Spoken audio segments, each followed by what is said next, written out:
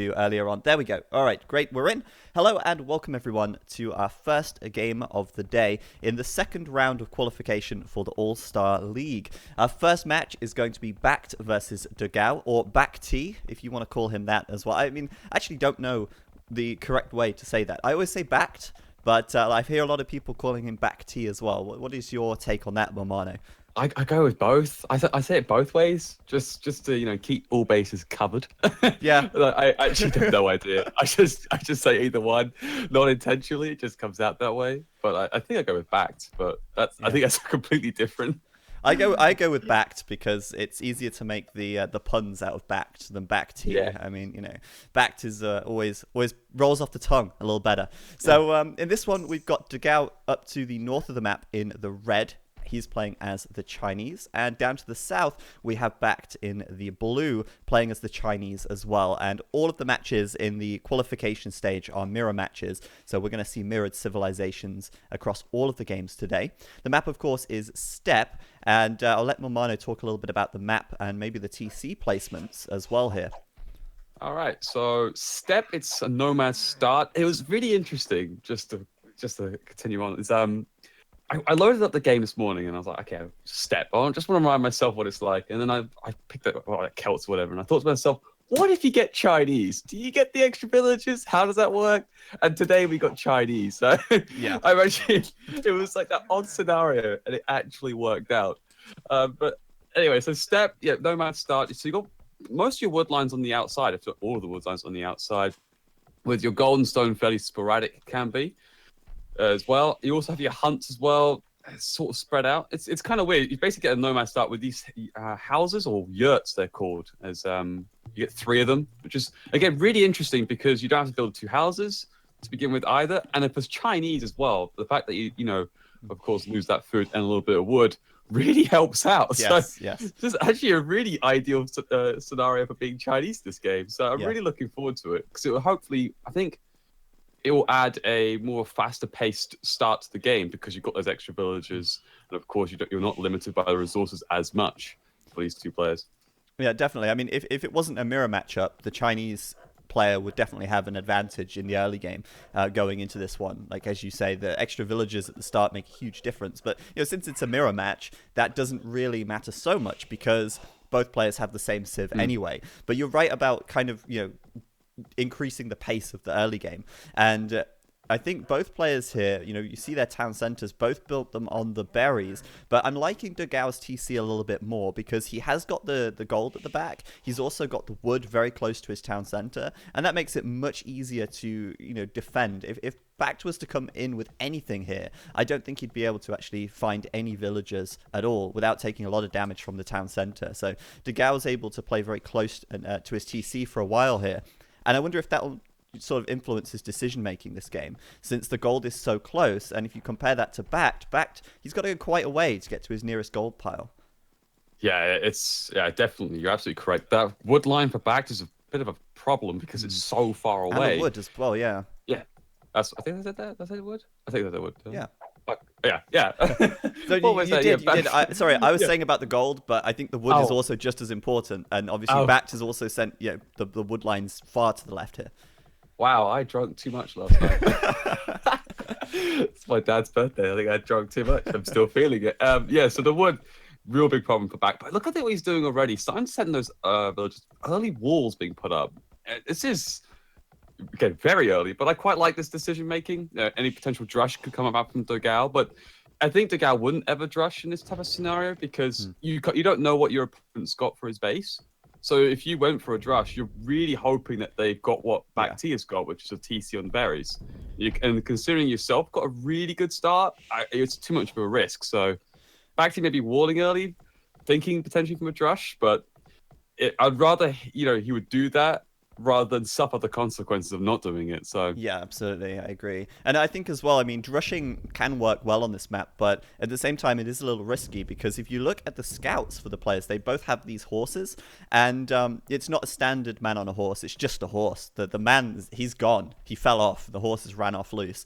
But a horse cannot see very far. It only has like a two line of sight points. So it doesn't provide much scouting information. And dogao, he's only just found where BacT is right now, and he's already halfway up to the feudal age. So, if he was to drush, he'd very much be doing it quite blind. And he only found BacT because he was scouting with a llama and not with his horse, because a llama has better eyesight than a horse, apparently.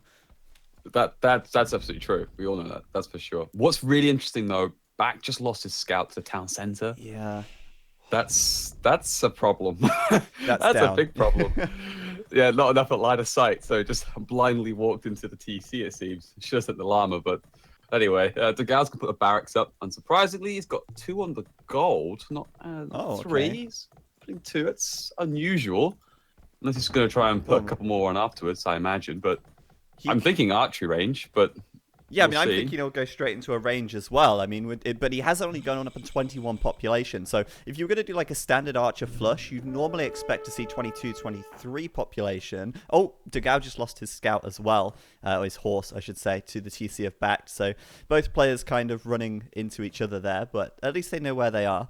Yeah, do you know how he lost that scout was really interesting? Because I think in the Fog of War, you can see the enemy scout, if I remember. So you can, in your own Fog of War. You can, yes. So what he was doing, he was quick walling towards TC to trap the scout. Because dogao didn't know, because the line of sight wasn't there. So he knew, but dogao had no idea, because of course the line of sight's not there. Yeah. That's crazy. That's really well thought out by BacT. Yeah, because of course the horse is a Gaia unit, so you can see it through the fog. Yeah. So that's actually a really good point. That was very, very smart from BacT and well noticed as well. I didn't even realize he'd walled that in since I was watching over at dogao's base, as dogao actually builds a second archery range right now.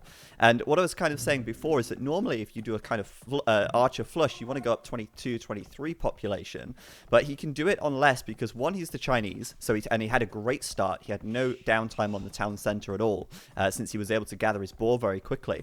And 2, he's got the gold underneath the TC, so he's able to go straight to archers, knowing that his gold miners are going to be safe. And I mean, I just love how easy dogao can defend his base and get aggressive here. But what's he going to come up against? Because it looks to me like BacT is almost fully walled. Yeah, he's even putting a blacksmith in front of the town center, literally 1 town away. Yeah, that's something I don't expect to see. Blocking all the farming space. Yeah, literally just screw that, man. Just put a blacksmith there. Oh my goodness. Okay. Well, don't know what to say to that really. There's 1 tile missing actually, but it'll be fine. The TC's in range, and there's no way the archer's going to go through with it. So BacT's going to go for the fast castle attempt then. Yeah, he's just clicked up right now at about 11:58, and that's pretty quick to be honest. I mean, he's going to be really in the castle age in a very early time. He's managed to wall the gold inside of his inside of his base as well, and as far as I can tell, there's no holes either. I mean, falling foul to a hole in the wall right now is going to be pretty ugly, but it looks like BacT has securely walled his base, and he's going to go straight up with the fast castle. What's dogao's response going to be? Because, he's pretty heavily committed into these archers. As a result, he's not seeded many farms. He's really focused on the gold and the wood collection to pump out archers straight away. And adapting into a fast castle now might be, well, a little bit tough. I think it's going to be a case where dogao needs to kind of start building his own walls and preparing for the castle age of BacT here.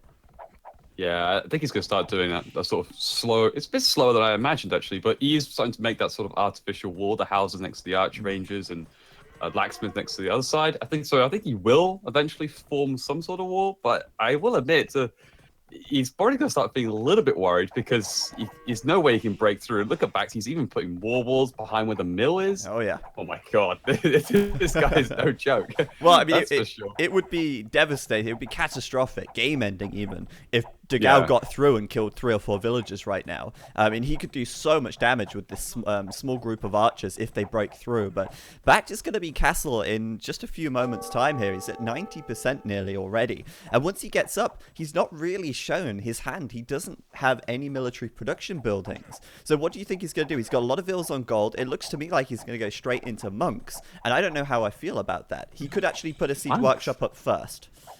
I imagine a siege workshop. Yeah. It could be a town center. Wow. I mean, it's going to go for a town center. Wow. Okay. Okay, that's kind of greedy. That is greedy. That is very greedy. Because that can still be a problem for dogao. Sorry, not for dogao, for himself. Because the wood line's still, he can slowly, soon enough, get affected by chipping away at that. Dogao here. He's gonna get there if he's well, soon enough. He's gonna get there. He doesn't target the mill, he'll get there. But we'll see. If Dogao's even close to going up, not far away. It's about a 400 food. Yeah, so okay. BacT has just built a siege workshop, and to be honest, I would have expected a little bit more urgency from BacT, that he would have built the siege workshop before the town center. But okay, the siege workshop's up and the mangonel is out, and that should be enough for him to keep these archers away for the time being. I was very shocked to see the TC coming up first, but BacT clearly feels very safe and comfortable behind these walls for now. But with 2 TCs and a siege workshop, I guess the question becomes, will he continue to be greedy and add a 3rd TC, or will he kind of do some kind of 2 TC aggression, which could also be very nice in this situation? Because dogao, looking at his base right now, he's almost asking for an attack, a counter attack. Yes, but he has the map control though. Yeah, he still has the map control, so I think he's okay. Oh, lovely. Oh. Well, that's changed things a little bit. You can see he's moved out. This is not a place I want to be anymore. But, he's still got the map control, I guess, to a degree. The mangonel's not going to be able to do much except for being a defensive purpose. So that's that. But, by the time he gets up to the castle edge, dogao, I reckon BacT's going to... If BacT wants to, you're right, he could do an aggressive move with 2 TC, but he knows he's in a good position right now. So I reckon he will go for the 3rd TC somewhere, maybe in the back with the wood line, or maybe to the left-hand side. But what's he up to? I just saw the wood being spent. Monastery at the front. Yeah, I mean, with that many villagers on gold, you're almost guaranteed to see a monastery coming out. He's also adding scorpions at the siege workshop as well, so this is going to be quite a nice siege and monk push from BacT. And I mean, it's interesting that he would do that because obviously it's quite a lot of archers out already for dogao, and the archers can quite easily snipe the monks, but I guess they have to contend with the mangonel, and mangonel just proving its point right there can be very devastating to these archers. But what's interesting is that dogao is building a stable in the back of his base right now, so it looks like we're going to see some knights from him when he gets to the castle age. Although he is making a scout right now, and I'm wondering if he's got great map vision, so is he expecting the monks perhaps already, if he's building a scout cavalry right now? Or do you think that's to deal with the mangonel, since it's very far away? I think it's to do with the mangonel. I think he knows that he's only halfway up the castle age. He thinks it's only just a mangonel, and he's probably just quite right there. So a scorpion and the monk's quite far away. I don't even think the scorpion... Can the scorpion do a lot of damage to the scout? I don't think he can do that much. So no, I think it's a wise choice. Yeah, I think the scout could get both of these. And obviously he can get that out before he gets to the castle age as well. Interesting, he's actually waiting for another scout before he actually sends them out.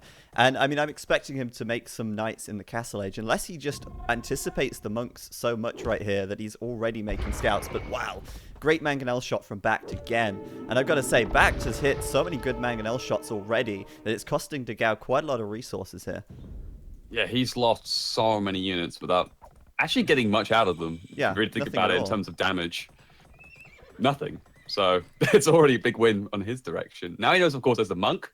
Does the monk think about that relic? I thought the monk was thinking about the relic then. I thought, that would be cheeky. That would be so cheeky. I would love it, but he's not going to go for it. But so dogao responds with his own siege workshop. That's not surprising. But what will be surprising is what he goes for next, which is... I thought might be potentially some light cavalry, but because that would be making some good sense if he goes for light cav. I think so. But he's actually gone for the crossbow and the bodkin. I actually like. Oh, I guess he's going to get bodkin. Not yet. Hasn't got the food, but the crossbow's there, so I reckon he can hit those woodline villagers pretty well. But he's gonna go a bit further deep to the edge of the map, which is interesting. I think he's just trying to avoid the mangonels right now, and in the siege from BacT in the center of the map. But yeah, I mean, when I see this from dogao, I think he was planning to maybe make some knights in the castle age. But now he's seen the monks, he's like, I don't really want to make knights now, since BacT will just convert them, and it's going to be really tough for me to fight against that. So he's added a second TC at the back. He's got a mangonel queued out at the siege workshop, as well as one at the front of his base. And it may be dogao might sit back a little bit, but I don't know if that would be the right decision, considering that BacT is already up on 3 TCs. His economy is much further ahead, and I think this is the time where dogao, he's not going to catch up in terms of booming. He has to hit BacT's economy, and he has to damage BacT's economy here. Yeah, he has to. He has to get something done. Otherwise, he's going to slip further and further behind. He's actually going to put a third TC up, interestingly, for dogao, right towards the back of the base where the wood line is, not far from where his stone is. Yeah, you just put it down. That's okay. That's nothing but we're saying. So looks like he has an idea of what he wants to do. But yeah, I mean, how it pans out. He just isn't going to catch up to BacT in Eco at this point by just doing a 3TC boom and mirroring BacT. I really feel like he needs to make a push and actually kill some villagers at this stage to try and equalize things a little bit. Since BacT is sitting on pretty big eco right now. This is actually looking pretty good. I mean, Mangonel's coming forward. If he can trade off the Mangonels against BacT and then use his crossbows to take out the monks, that could work really well. But the first trade doesn't really go his way as he loses his Mangonel for free. And dogao's now moving in with the scouts as well. And I think the scouts are really going to be key in this fight, to be honest. Yeah, oh, come on, pick off one. Oh, what is he doing? Come on. He's going back. Unbelievable. Oh, that did not go well at all. No, that was a mess. What was that? A big mess. We got.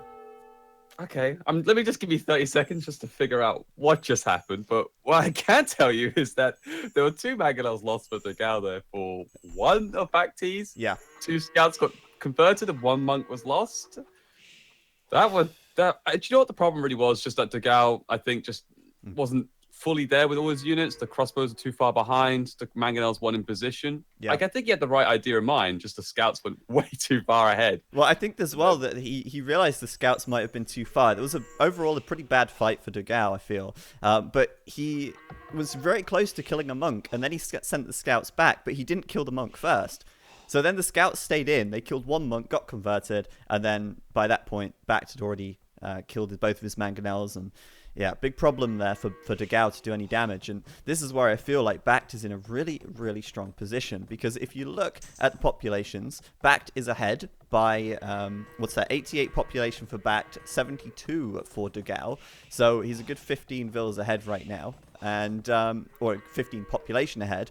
I'd say he was even more villagers ahead because dogao has quite a lot of crossbows out, whereas BacT has quite a small army here. So BacT's maybe looking at 20 plus villagers advantage over dogao right now, and he's going to be pretty close to the Imperial Age. He'll be clicking up in probably by 27 minutes 30, maybe even earlier than that.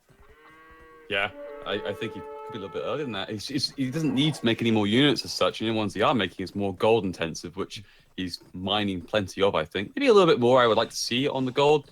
He's going to transition to something in the late game. I don't know what he was going to transition. 3 stables up. Okay. So was he thinking Cavalier into the Imperial Age? And then maybe try and run him down from that? That's probably his plan. I think Cavalier is pretty reasonable, to be honest, if he does go for that. I mean, dogao right now, he is open at home. He can do a lot of damage with raiding with the Cavalier. Let's see at the Blacksmith. Keep a close eye on that, see what techs he does. It'll give us more of an indication. But yeah, I mean, BacT is up to the Imperial Age right now. He clicked up before even 27 minutes. So, and more great trades in the center as well. dogao is dogao asleep at the moment? I don't know. But he's not doing any damage to this army of BacT. Oh my goodness, again. Jesus. Again. On the left side, there's crossbows going down. So, I mean, what have we seen so far out of this game? dogao's probably lost close to 30 crossbows. And he's killed like 1 Mangonel on a piece of palisade wall on this left-hand side. So BacT is like locking the middle of the map down. And he's halfway to Imp. dogao, on the other hand, he's going to click up himself very soon, but he is going to be behind in villagers. He does have the castle out on the front. But I feel like BacT here, if he does actually go in with the Cavalier and just run straight past the castle and get into dogao's economy, that's going to mess him up so much here. Yeah, it's really going to screw him over if he doesn't wake up to it. But again, it's one of those little things, how quick can you react to it? I don't know. I don't think it's going to be quick enough, but he does have the castle. That's the most important thing. So he can make those Chukono, which, of course, are pretty powerful units. So pretty easy to create. Not too expensive as well either. So it's quite nice.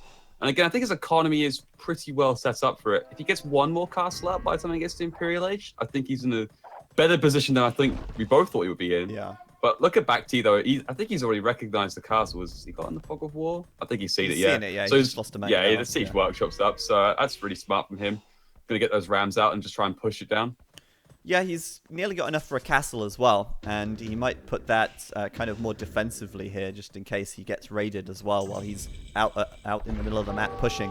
But he's actually going to put it on the front. I actually know that thinking about it, that makes more sense. If he puts the castle on the front, he can build the treb a bit closer to where he wants it to be and start hitting the castle of dogao as well. But really, I mean, what I'm expecting from BacT right now is seeing that Cavalier upgrade coming in and seeing those knights just running straight past this into the back of dogao's economy. Yeah, Cavalier on the way. Husbandry as well, just to get that bit of extra movement speed in there as well, quite key. So he's got the +2 armor as well. I'm guessing he's going to have the +4, yeah, 52% on the way. And oh, but look at this though, dogao's seen that coming. Nice. Great. Yeah, I mean, that's basically the quick and easy way to keep those knights out. Just wall up the front of your base. However, there's actually, if I'm not mistaken, no, there isn't a hole. There isn't a hole. I thought there was going to be a hole on this left-hand side because there's a gap, but it turns out it's actually blocked off a little bit further forward. So, yeah, I mean, right now, BacT, though, is going to be able to get the first treb out, and in the ensuing treb war, BacT is going to have the advantage here. It was a shame for BacT he couldn't run the knights through, and I'm wondering, actually, if he might have cancelled Cavalier, but he hasn't. He's going to commit to that anyway here. And I don't know if I necessarily like that decision too much, because once dogao has a few Chuko Nu out, they will tear through the Cavalier really effectively. They will. Absolutely they will. And there's not exactly a mass amount of Cavalier either. It's about, what, 10 units worth? So it's not... But here's the thing from dogao. He's put a second castle down right next to the other one. So great news is he's going to outproduce on the treb production. So that's going to hopefully help him out when it comes to the treb war. The only, again, problem is if he loses the first castle, then the second one is also gone. A mile away. Yeah. Yes. Yeah. It's pretty much gone. So he's very careful here. He's got to win this segment, otherwise he's in deep trouble. Yeah. Back when TaToH was active, TaToH said to me one time that he always thinks you should space your castles at least one trebuchet's firing distance away, so 16 tiles away.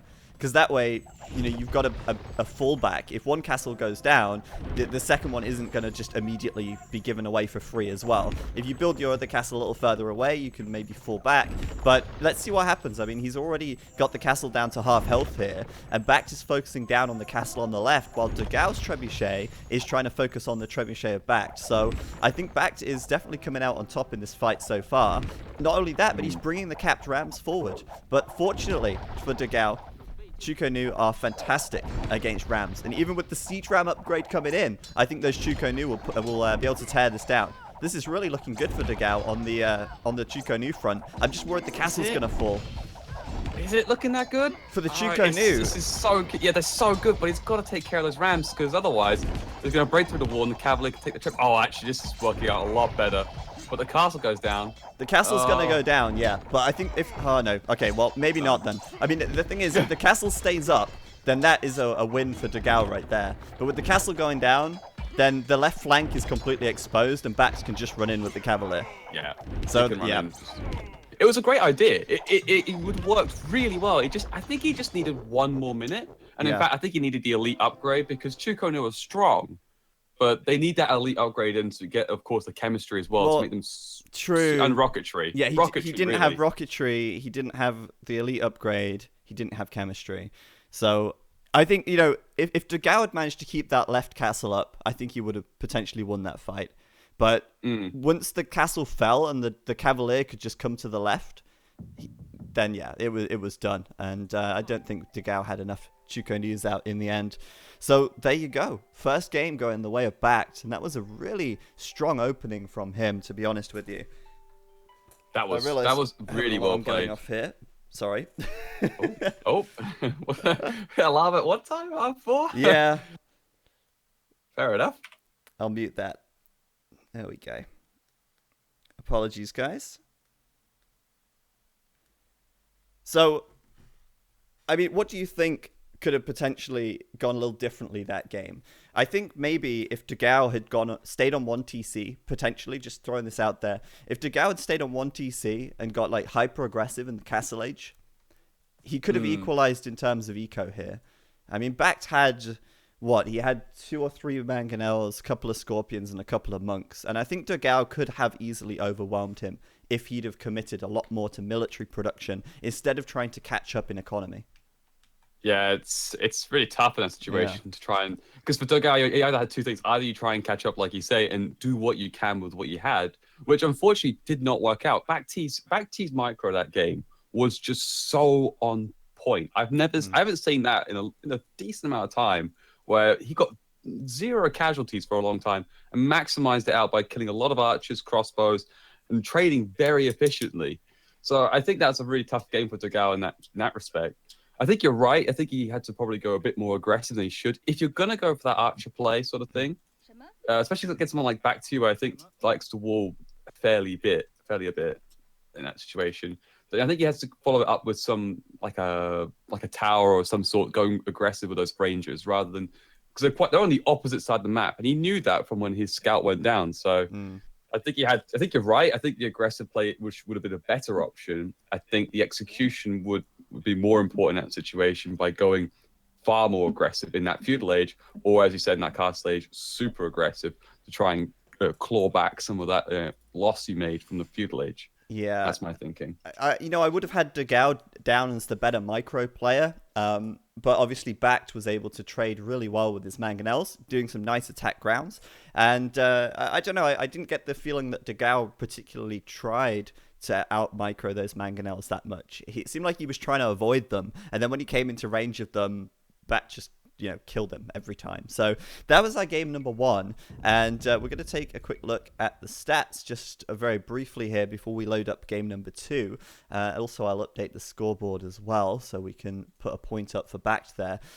Units killed to lost, I mean, tells a pretty big story as well. 55 to 26 for BacT there. And another one I wanted to look at was villager count, and just look at the difference in villagers for both of these guys. Considering dogao didn't have his economy raided once, the fact that BacT was ahead by 37 villagers is huge. That is massive. Oof. And that's... Go ahead, sorry? And the relic. Oh, yeah, and 1 relic as well. I mean, yeah, why not? But, yeah, I think it's just... It was on dogao to damage BacT's economy that game and not just let him get this huge eco lead, which we kind of identified in the Castle Age. But there you go. BacT's going to get game number 1. Game number 2 will be coming up very shortly, and that's going to be on Highland. So we'll be back in about 2 minutes' time. Stay tuned. Game 2 will be on the way in just a tick.